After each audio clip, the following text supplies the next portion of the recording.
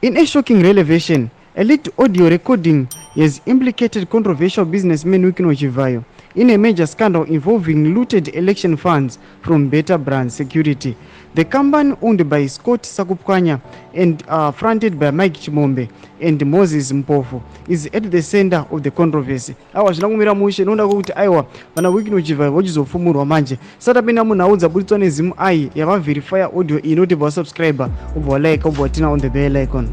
Notanyora vachiti the audio verified by Zim I on Sunday captures Chivhayo in a controversial with Sakupkwanya in Chimombe, where he is yet attempting to appease the two businessmen by claiming he would have paid them $10 million each if they had not raised complaints.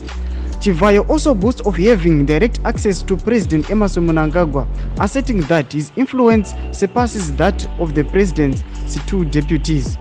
In the same clip, Chivhayo outlines his plans to form a team aimed at securing ministry tenders, which he intends to exploit through advance payments.